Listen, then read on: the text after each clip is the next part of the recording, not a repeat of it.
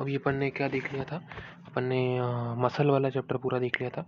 अब अपना क्या बचा हुआ है, स्केलेटल सिस्टम बचा हुआ है। ठीक है, स्केलेटल सिस्टम बचा हुआ है अभी अपना।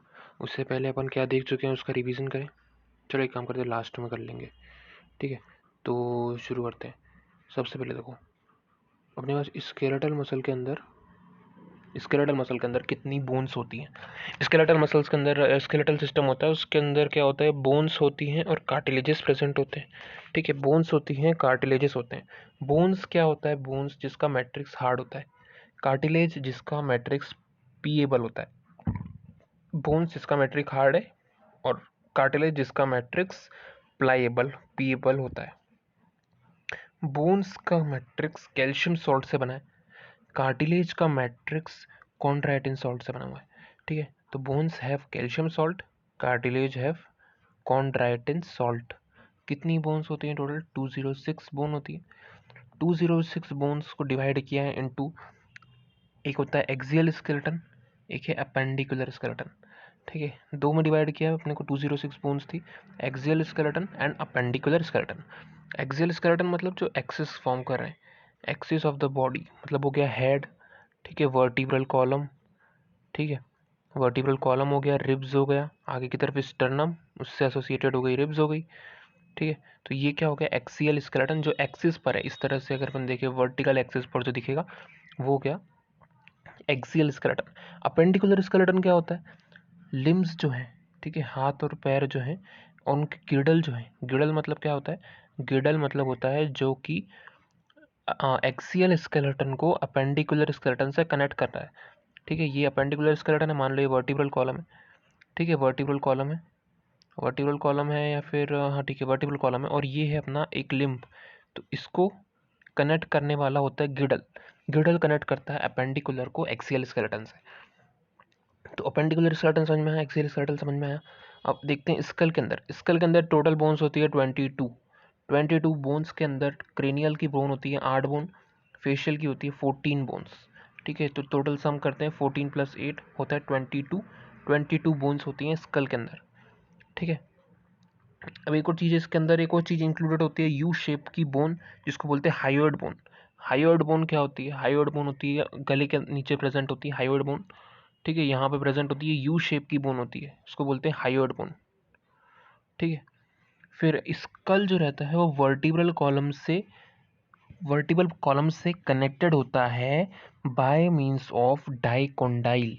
दो कॉन्डाइल होते हैं, दो ऐसे ऐसे कॉन्डाइल प्रेजेंट होते हैं, और ये कॉन्डाइल जा करके वर्टिब्रल कॉलम से मिलते हैं।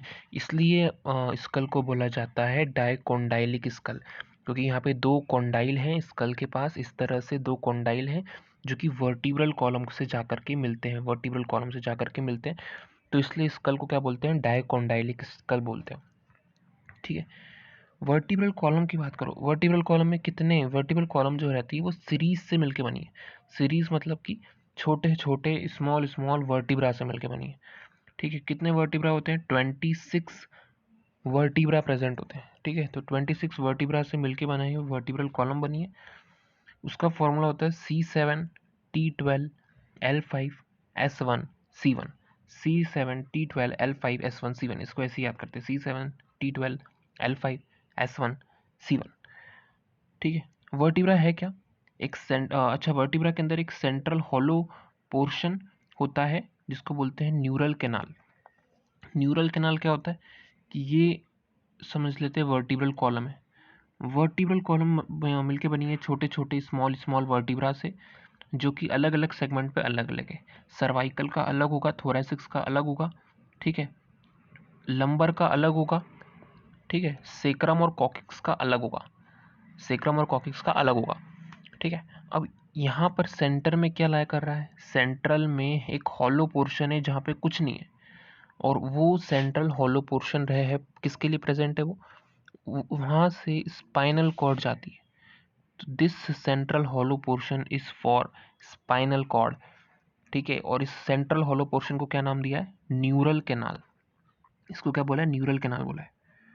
ठीक है, तो अब अपन ने देखा था स्कल डायकोंडाइलिक है। डायकोंडाइल मतलब दो बड़े बड़े कॉन्डाइल प्रेजेंट है स्कल के पास, जो स्कल को वर्टिब्रल कॉलम से मिलाते हैं, ठीक है।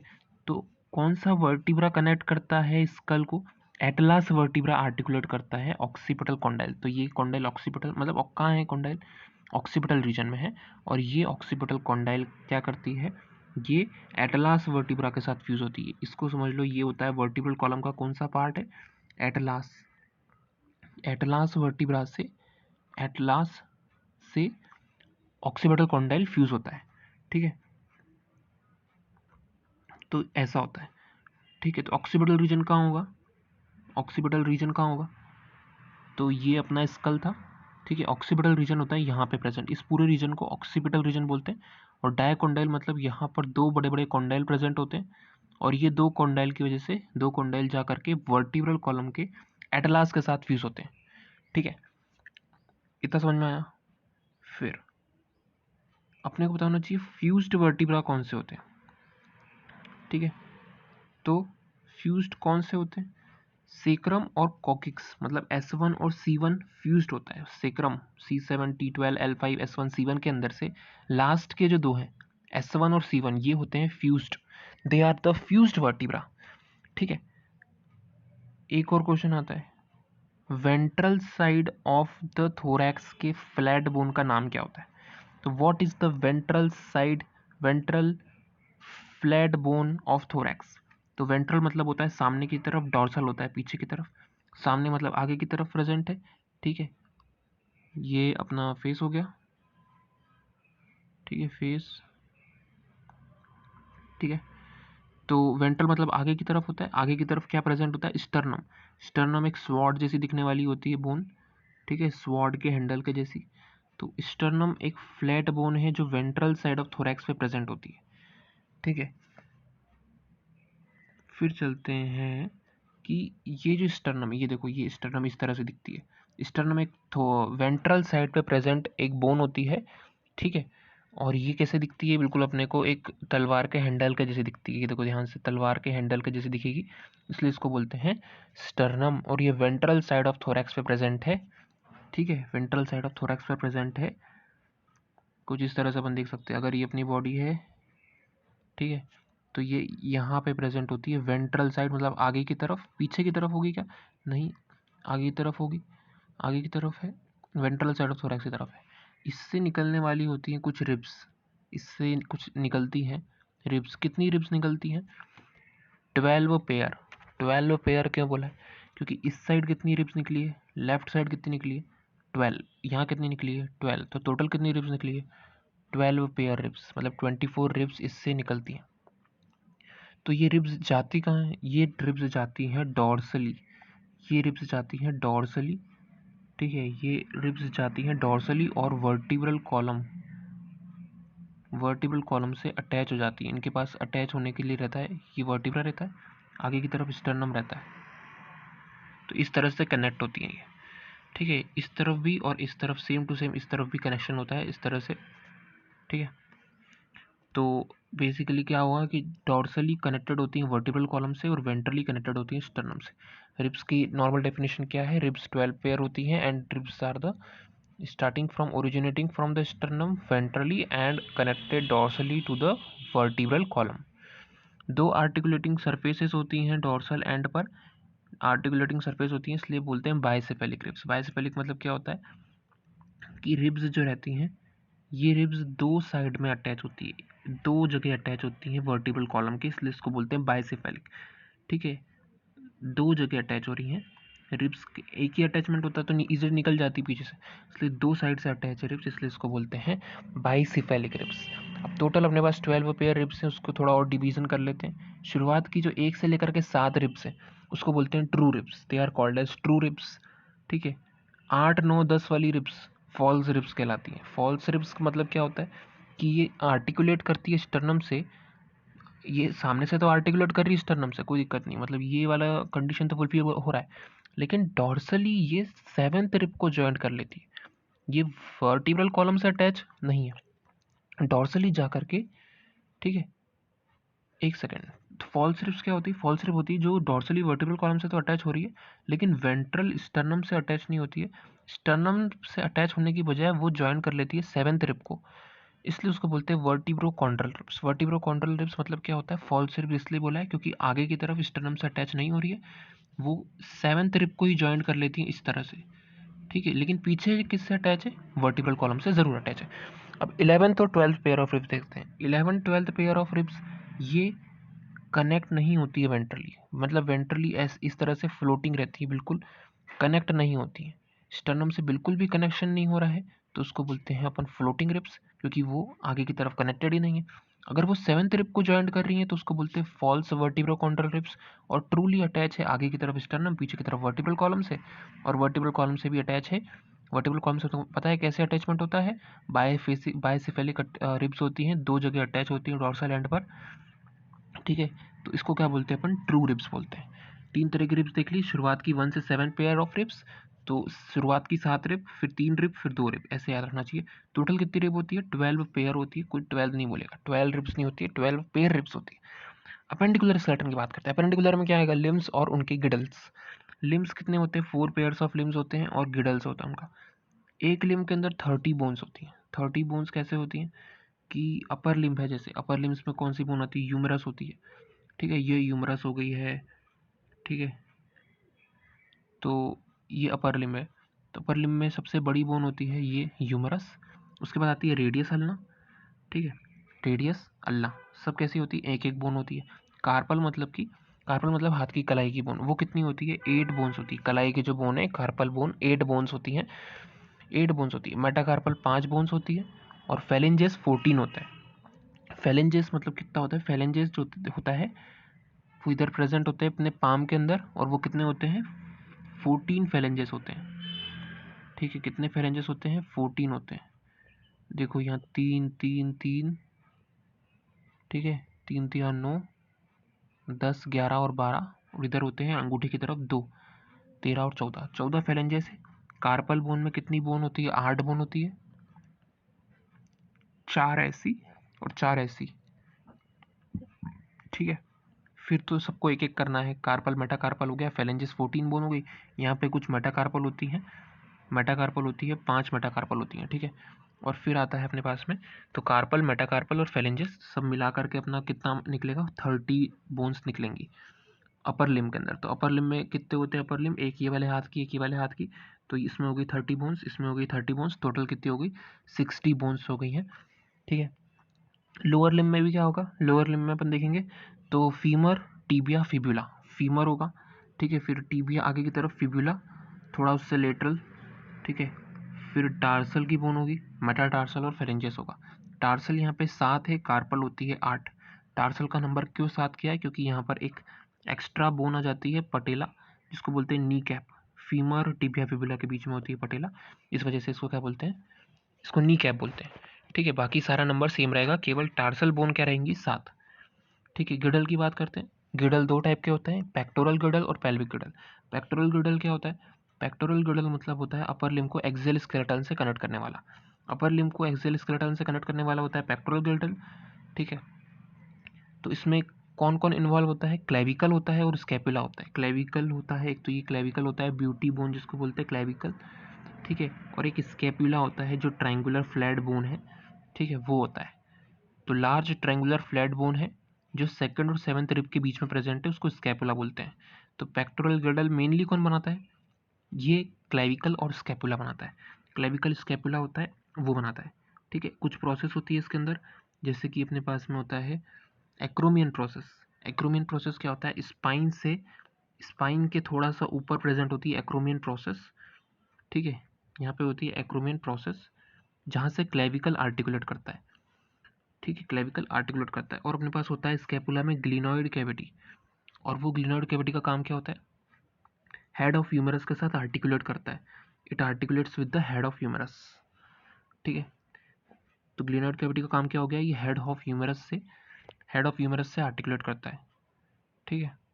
कॉलर कॉलर बोन क्या होती है, it is the long slender bone with 2 curvature, ठीक है। तो 2 कर्वेचर होते हैं इसके, इस तरह की दिखती है, तो 2 कर्वेचर हो गए इसके, ठीक है। एक यहाँ कर्व है और यहाँ कर्व है, 2 कर्वेचर हो गए, तो हैविंग 2 कर्वेचर, इसलिए कॉलर बोन बोलते हैं उसको, या क्लेविकल बोलते हैं। तो ये पेक्टोरल गिडल था। नेक्स्ट है पेल्विक गिडल। पेल्विक गिडल किससे फॉर्म होता है, कॉक्सल बोन से। 2 कॉक्सल बोन से। कॉक्सल मतलब क्या होता है? कॉक्सल बोन होता है 3 बोन्स का फ्यूजन। कौन कौन सी बोन्स होती हैं? इलियम होती है, ईशियम होती है और प्यूबिस होती है। 3 बोन्स है, 3 बोन्स क्या फॉर्म करती है? एक कॉक्सल बोन फॉर्म करती है। तो अपने पास कितने लिम्स होते हैं? 2 लिम्स होते हैं, तो उस हिसाब से कितनी कॉक्सल बोन होगी? 2 कॉक्सल बोन होगी। तो कॉक्सल बोन क्या होता है? Fusion of ilium, ischium and pubis, उसके फ्यूजन से मिलकर बना है। अच्छा, कैसे याद रखें कि इसमें ILIUM है? तो ILIUM सभी के अंदर कौन सा लेटर आ रहा है? आई आ रहा है, तो इसलिए इलियम वाले में भी क्या आएगा? आई लेटर आएगा। ठीक है, तो इसलिए ILIUM होता है इलियम। एसिटाबुलर कैविटी होती है, ठीक है, यहाँ पर ये किससे आर्टिकुलेट करेगी? फीमर से। तो एक एसिटाबुलम की कैविटी होती है, एसिटाबुलम की कैविटी होती है यहाँ पर, और वो किससे आर्टिकुलेट करती है? वो आर्टिकुलेट करती है फीमर से आर्टिकुलेट करती है। ठीक है, ठीक है। तो 2 half of the pelvic girdle आपस में मिलते हैं वेंट्रली, ठीक है, और क्या फॉर्म करते हैं? Pubic symphysis. प्यूबिक सिम्फाइसिस में कौन सा कार्टिलेज होता है? उसमें वो फाइब्रस कार्टिलेज प्रेजेंट होता है। So it contain fibrous cartilage. Pubic symphysis में फाइब्रस कार्टिलेज होता है, और वो जो 2 पेल्विक गिडल है वो आपस में मीट होते हैं बाय प्यूबिक सिम्फाइसिस। ठीक है, जॉइंट्स की बात करते हैं। जॉइंट्स का काम क्या होता है? मूवमेंट्स के लिए रिस्पॉन्सिबल है। मूवमेंट के लिए रिस्पॉन्सिबल है। Point of contact between bones, ठीक है, बोन्स में आपस में जुड़ती हैं बोन्स, पॉइंट ऑफ कांटेक्ट है बोन के लिए। और एक्ट एज फलक्रम, फलक्रम की तरह ऐड करते हैं, मतलब मसल जॉइंट्स पर ही मूवमेंट करवा सकती है। मसल जो रहेगी ऐसे खाली बोन पे मूवमेंट नहीं कराती, जहाँ पर जॉइंट है मसल वहीं का ही मूवमेंट करा सकती है। मतलब मूवमेंट होगा तो यहीं आसपास मूवमेंट होगा, जहाँ जॉइंट है वहीं मूवमेंट होगा। फलक्रम की तरह ऐड करता है जॉइंट। तो कितने तरह के जॉइंट होते हैं? 3 तरह के जॉइंट होते हैं। फाइब्रस जॉइंट होता है, कार्टिलेजिनस जॉइंट होता है, और साइनोवियल जॉइंट होता है। 3 तरह के जॉइंट होते हैं, fibrous, cartilaginous joint and synovial joints. Fibrous joints क्या होते हैं? जो बिल्कुल भी मूवमेंट प्रोवाइड नहीं करते। They do not show any movement, no movement at all. Skull bones इसका एग्जाम्पल है। स्कल बोन्स, सूचर्स, ये बिल्कुल भी मूवमेंट शो नहीं करते। स्कल में जो होता है स्कल, ठीक है, स्कल की जो बोन है वो बिल्कुल, उसमें क्या होते हैं? सूचर्स प्रेजेंट होते हैं, और वो सूचर्स बिल्कुल भी मूवमेंट शो नहीं करते हैं। फाइब्रस जॉइंट्स होते हैं। कार्टिलेजिनस जॉइंट क्या होते हैं? जो वर्टिब्रल कॉलम के बीच में प्रेजेंट है, वर्टिब्रल कॉलम के बीच में प्रेजेंट होते हैं। ठीक है, ये 2 वर्टिब्रल कॉलम के बीच में जो जॉइंट प्रेजेंट है that is cartilaginous joint. Little amount of movement show करता है, it show limited amount of movement. तीसरे नंबर का है साइनोवियल जॉइंट। साइनोवियल जॉइंट का कैरेक्टराइजेशन क्या होता है? कि इसमें एक कैविटी होती है जिसके अंदर फ्लूइड होता है, ठीक है, तो it has their is presence of fluid filled cavity between articulating surfaces. ये एक बोन थी, ये एक बोन थी, इन दोनों के बीच में साइनोवियल फ्लूइड होता है। ठीक है, ये कैरेक्टराइजेशन है। 2 आर्टिकुलेटिंग सर्फेसेस है और यहाँ पर साइनोवियल फ्लूइड प्रेजेंट है। साइनोवियल जॉइंट्स का कैरेक्टराइजेशन है। कितने टाइप का होता है साइनोवियल जॉइंट? साइनोवियल जॉइंट होता है बॉल सॉकेट टाइप का, hinge joint, pivot joint, saddle joint and gliding joint. ठीक है, तो 5 टाइप का जॉइंट्स होता है: ball socket joint, hinge joint, pivot joint, saddle and gliding joint. Ball socket कहाँ होता है? ह्यूमेरस और पेक्टोरल गिडल में होता है। ह्यूमेरस पेक्टोरल गिडल में बॉल सॉकेट जॉइंट होता है। ठीक है, ह्यूमेरस भी एग्जाम्पल हो सकता है, और फीमर और कॉक्सल बोन भी हो सकता है, फीमर और एसिटाबुलर कैविटी के बीच में, और ह्यूमेरस और पेक्टोरल गिडल के बीच में, क्योंकि ये क्या करता है? हर तरह की डायरेक्शन में बॉल सॉकेट है ना, तो हर तरह का मूवमेंट करवा सकता है। ठीक है, तो ह्यूमेरस और pectoral girdle is example of ball socket. Hinge joint क्या होगा? हिंज जॉइंट का एग्जांपल होता है नी जॉइंट। नी जॉइंट मतलब हिंज हो गया, मतलब केवल एक ही डायरेक्शन में मूवमेंट करा सकता है। मूवमेंट ऑब्स्ट्रक्ट हो जाती है, एक तरह की मूवमेंट ही करवा सकता है, और वो एक साइड ही करवा सकता है। ऐसा नहीं होगा कि इस साइड भी करवा ले, इस साइड मूवमेंट नहीं होगा, हिंज है वहाँ पर। ठीक है, इसका एग्जाम्पल हो गया एल्बो जॉइंट या नी जॉइंट, तो केवल इस डायरेक्शन में ही मूवमेंट होगा। फिर पिवोट जॉइंट क्या होता है? पिवोट होता है एटलास और एक्सिस के बीच में present joint. It is between atlas and axis. Atlas और एक्सिस के बीच में होता है joint, that is pivot joint. Atlas axis कहाँ पर होता है? तो नेक का जो रीजन है वहाँ पर होता है। नेक का जो रीजन है, नेक के रीजन के अंदर होता है।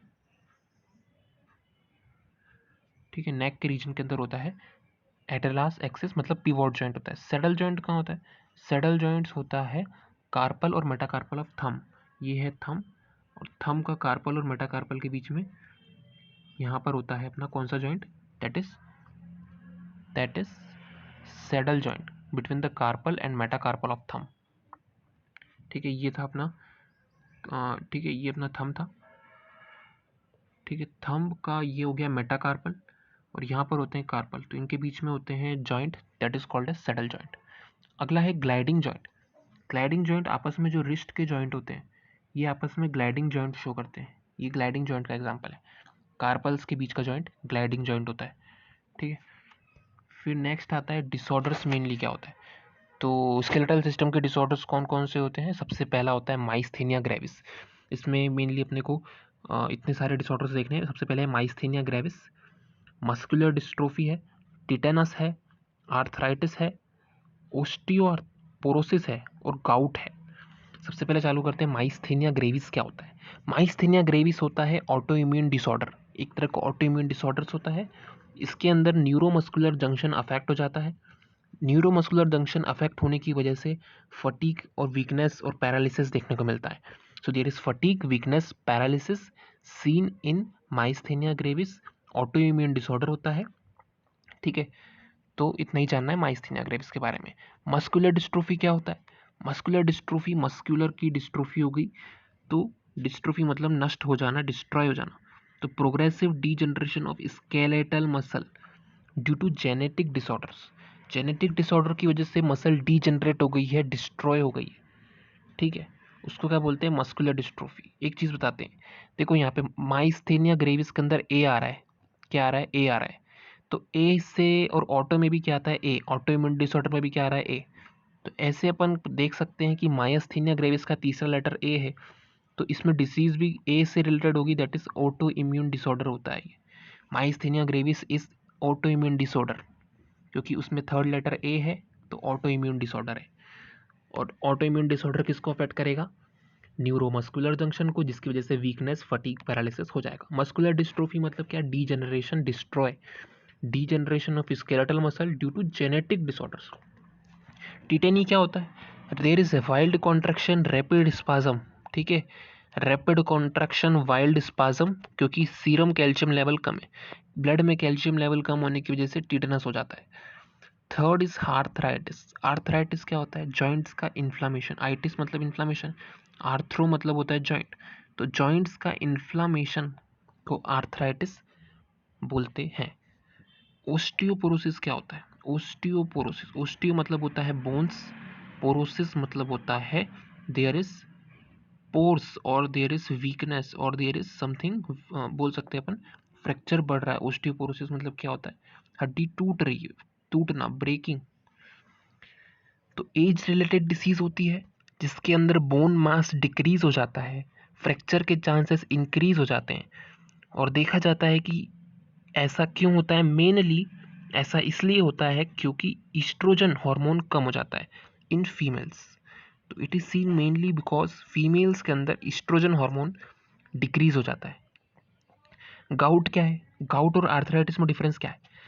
आर्थराइटिस मतलब इन्फ्लामेशन ऑफ जॉइंट्स था, गाउट मतलब इन्फ्लामेशन ऑफ जॉइंट्स, वो भी सेम है। फ़र्क क्या है, गाउट के अंदर होता है यूरिक एसिड एक्यूमुलेशन की वजह से, यूरिक एसिड जॉइंट्स के अंदर जा कर के बैठ जाता है, यूरिक एसिड चले जाता है, अपने क्रिस्टल्स बना लेता है और यहाँ इन्फ्लामेशन हो जाता है। तो इन्फ्लामेशन अगर यूरिक एसिड की वजह से हो रहा है तो उसको गाउट बोलते हैं। अगर इन्फ्लामेशन आर्थराइटिस की वजह से हो रहा है, अगर यूरिक एसिड की वजह से नहीं इन्फ्लामेशन हो रहा है तो उसको आर्थराइटिस बोलते हैं। तो यूरिक एसिड अगर है तो गाउट है, अगर यूरिक एसिड की वजह से इन्फ्लामेशन नहीं है तो वो आर्थराइटिस हो जाएगा। ठीक है, तो फटाफट से देख लेते हैं। सबसे पहले स्ट्रीमिंग ऑफ प्रोटोप्लाज्म देखा था, ठीक है, फिर से देख रहे हैं अपन दोबारा से। ठीक है, एक बार रिवीजन हो जाएगा। तो सबसे पहले देखा था स्ट्रीमिंग ऑफ प्रोटोप्लाज्म किस में दिखता है। स्ट्रीमिंग ऑफ प्रोटोप्लाज्म अमीबा जैसे ऑर्गेनिज्म में, यूनिसेलुलर ऑर्गेनिज्म में देखने को मिलता है, अमीबा में देखने को मिलता है। Simple form of movement, basic form of movement है। Movement result in change in place और लोकेशन, उसको बोलते हैं लोकोमोशन। तो ऐसा मूवमेंट जिसके अंदर लोकेशन चेंज हो रही है ए से बी पॉइंट में, उसको बोलते हैं locomotion. Example walking, running, climbing, these are the example of locomotion. Paramecium क्या है, पैरामीशियम में सीलिया प्रेजेंट होते हैं। Cilia helps in the movement of food via the cytopharynx and it also helps in locomotion. Cytopharynx है और locomotion है paramecium होगा। Hydra के अंदर टेंटिकल्स होते हैं जो प्रे को कैप्चर करने में और लोकोमोशन में हेल्पफुल होता है। सारे लोकोमोशन मूवमेंट है बट सारे मूवमेंट लोकोमोशन नहीं होता है। टाइप्स ऑफ मूवमेंट, 3 तरह का मूवमेंट है, amoeboid movement, ciliary and muscular movement. ठीक है, अमीबॉइड मूवमेंट किस में देखने को मिलेगा? Macrophages and leucocytes and is affected by the pseudopodia formation by streaming of protoplasm. Streaming of protoplasm amoeba में है और यहाँ अमीबॉइड मूवमेंट में भी है, मैक्रोफेज और ल्यूकोसाइट। सीलियरी मूवमेंट में 2 एग्जाम्पल हैं, trachea and passage of ova by female genital tract. Trachea में it helps in removing dust particle and helps in the passage of ova in female genital tract. Muscular में example है limbs, jaw और tongue का मूवमेंट। फिर flagellar movement का example spermatozoa, swimming of spermatozoa, water current in canal system of sponges and locomotion of protozoa in euglena. Muscles mesoderm से origin लेती हैं, 40 to 50% ऑफ बॉडी वेट होता है। प्रॉपर्टीज़ क्या होती हैं? Excitability, contractility, extensibility and elasticity. On the basis of location, appearance and nature of regulation of activity. 3 तरह की मसल्स होती हैं, skeletal, smooth and cardiac muscle. Skeletal muscle और कार्डियक मसल स्ट्रिप्टेड अपीयरेंस होता है। स्केलेटल मसल वॉलेंट्री है और cardiac muscle involuntary है, ब्रांचिंग पैटर्न शो करती है। स्मूथ मसल के अंदर स्ट्रेशंस एब्सेंट होते हैं और इनवॉलेंट्री मसल होती है। स्केलेटल मसल के अंदर बहुत सारे मसल बंडल होते हैं, फेसिकल्स बोलते हैं, फेसिकल्स एंड फेसिकल आपस में कनेक्टेड होते हैं by connective tissue called as fascia. Fascicle muscle bundle के अंदर मसल फाइबर होते हैं, मसल फाइबर की प्लाज्मा मेम्ब्रेन को सार्कोलेमा बोलते हैं, एंडोप्लाज्मिक रेटिकुलम को सार्कोप्लाज्मिक रेटिकुलम बोलते हैं, storehouse of calcium ion होता है। Large number of parallelly arrange filament in the sarcoplasm होता है। सार्कोप्लाज्म मतलब साइटोप्लाज्म ऑफ मसल फाइबर, उसको बोलते हैं मायोफिब्रिल। पैरेलली अरेंज होते हैं, इस वजह से स्ट्रिप्टेड अपीयरेंस आता है। अल्टरनेट डार्क और लाइट बैंड में, डार्क बैंड ए बैंड होता है, उसमें मायोसिन होता है। लाइट बैंड आई बैंड होता है, उसमें एक्टिन होता है।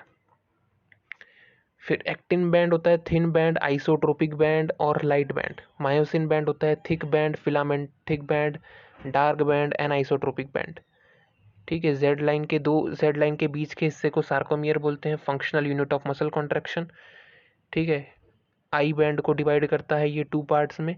ऐसे ही मायोसिन को डिवाइड करता है एम लाइन। एम लाइन क्या होता है? थिन फाइब्रस मेम्ब्रेन जो मायोसिन को सेंटर में हेल्ड करती है। ठीक है, which is holding myosin at the centre. Resting stage में क्या होगा? Edges of thin filament partially overlap the free ends of thick filament. ये edges of thin filament will partially overlap the free end of thick filament. इस यहाँ होने चाहिए पर overlap कर जाते हैं, यहाँ तक आ जाते हैं। ठीक है, एच जोन क्या होता है? सेंट्रल पोर्शन जहाँ पे केवल थिक फिलामेंट प्रेजेंट है, ये सेंट्रल पोर्शन जहाँ पर केवल थिक फिलामेंट होता है, which is not overlap bye thin filament. Structure of contractile protein, actin. Actin होता है 2F एक्टिन से मिलकर बना हुआ। F actin is a polymer of G actin. Actin में ट्रोपोमायोसिन और F एक्टिन पैरेलली अरेंज होते हैं इस तरह से, और ट्रोपोनिन रेगुलर इंटरवल पे गिरता रहता है। इसका काम क्या होता है? ये मास्क करता है myosin binding site on actin. ठीक है, ठीक है। फिर मायोसिन होता है, मायोसिन की छोटी यूनिट, स्मॉलर सब यूनिट को मीरोमायोसिन बोलते हैं, विच इज़ 1 थिक फिलामेंट। इसके अंदर क्या होता है? Heavy meromyosin and light meromyosin. Globular head और शॉर्ट आर्म को मिलाकर के हैवी मीरोमायोसिन बोलते हैं, टेल को बोलते हैं लाइट मीरोमायोसिन। हेड के अंदर 2 चीज़ें होती हैं, एक एक्टिन बाइंडिंग साइट होता है, एक एटीपी बाइंडिंग साइट होता है, और एक एटीपेज एंजाइम भी होता है, active ATPase enzyme plus binding site of actin and ATP. Heavy meromyosin project outward at regular distance at an angle from each other, जिसको क्रॉस आर्म बोलते हैं। ठीक है, तो रेस्टिंग स्टेट में क्या होता है? Troponin mask the binding site on actin. Troponin mask करेगा binding site on of myosin on actin. फिर mechanism of muscle contraction sliding filament theory से बताते हैं, sliding of thin filament over the thick filament.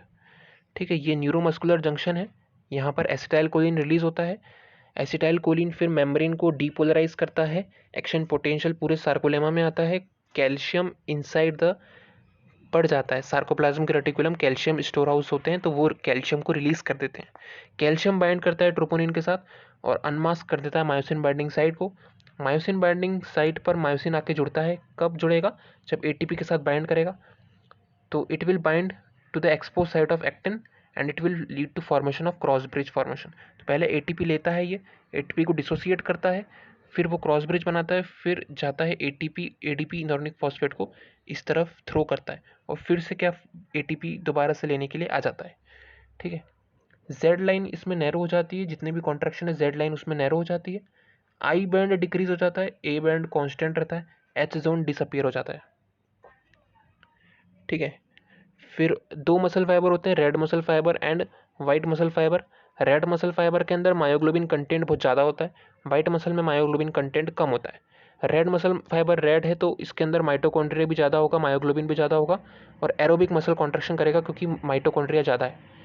White muscle fibre mitochondria कम होने की वजह से इसमें एरोबिक नहीं होता है, एनारोबिक रेस्पिरेशन होता है, लेकिन इसमें एक चीज़ ज़्यादा होती है, that is smooth endoplasmic reticulum. ठीक है, तो ये फिर देखा स्केलेटल मसल जिसमें बोन्स था और कार्टिलेज था, उसका मैट्रिक्स के बारे में देखा। कौन सा सॉल्ट होता है बोन्स के अंदर, कार्टिलेज के अंदर कितनी बोन्स होती हैं। ठीक है, एक्सियल स्केलेटन अपेंडिकुलर स्केलेटन में डिफरेंस क्या होता है, डायकोंडाइलिक स्कल का मतलब क्या होता है, वर्टिब्रल कॉलम में कितने वर्टिब्रा होते हैं, flat bone ventral side of thorax में कौन सी होती है, फ्यूज्ड वर्टिब्रा कौन से होते हैं। ठीक है, रिब्स कितने होती हैं, 12 पेयर्स होती है, ये देखा था। डॉर्सली वेंट्रली किससे आर्टिकुलेट कर रही हैं, कितनी आर्टिकुलेटिंग सरफेस होती है डॉर्सल साइड पर, इसलिए उसका नाम क्या हो जाता है, ये देखा था। ट्रू रिब्स होती हैं, फॉल्स रिब होती हैं और 11 to 12 पेयर फ्लोटिंग रिब्स होती है। वर्टिब्रोकॉन्ड्रल रिब्स के बारे में देखा था। अपेंडिकुलर स्केलेटन में लिम्स और गिडल आ रहे थे, लिम्स में 30 बोन्स आती हैं। यहाँ पर अपने को याद रखना है टार्सल में 7 बोन्स है क्योंकि एक extra patellar knee cap bone आती है। गिडल के अंदर पेक्टोरल गिडल है, अपर लिम्ब को एक्सियल स्केलेटल से कनेक्ट करता है। ठीक है, scapula largest triangular flat bone है। यहाँ एक्रोमियन प्रोसेस क्लेविकल से आर्टिकुलेट करती है, क्लिनॉइड कैविटी से हेड ऑफ ह्यूमरस आर्टिकुलेट करता है। Collar bone long slender bone है। ठीक है, इसकी 2 कर्वेचर होते हैं। ये फिर पेल्विक गिडल आता है, 2 कॉक्सल बोन से मिलकर फॉर्म होता है। It will basically form by 2 coxal bone.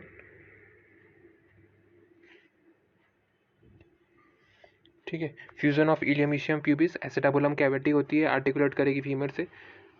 2 half of the pelvic girdle ventrally meet करते हैं प्यूबिक सिम्फाइसिस फॉर्म करने के लिए। फाइब्रस कार्टिलेज प्रेजेंट होता है। जॉइंट्स कितने टाइप के होते हैं, जॉइंट्स का काम होता है मूवमेंट कराना, point of contact between the bones and act as fulcrum. 3 तरह के joints, fibrous, cartilaginous, synovial joint. Fibrous no movement, cartilaginous slow limited movement and synovial joint presence of fluid filled cavity. Ball socket types हो गया, ball socket, hinge, pivot, saddle, gliding joint. इसका example humerus pectoral girdle के बीच में, knee joint. Pivot का example है atlas axis के बीच में, saddle joint, carpel metacarpal of thumb and gliding joint between carpals. Disorders, myasthenia gravis, autoimmune disorders. Myasthenia gravis autoimmune disorder affect the neuromuscular junction, fatigue, weakness, paralysis. Muscular dystrophy, progressive degeneration of skeletal muscle due to genetic disorder, tetany, low level of calcium, wild rapid spasm, wild contraction, rapid spasm. Arthritis, inflammation of joints. Osteoporosis, age related disease जिसके अंदर bone mass fracture बढ़ जाता है, oestrogen level कम हो जाता है. Gout, inflammation of joint due to uric acid crystal deposition.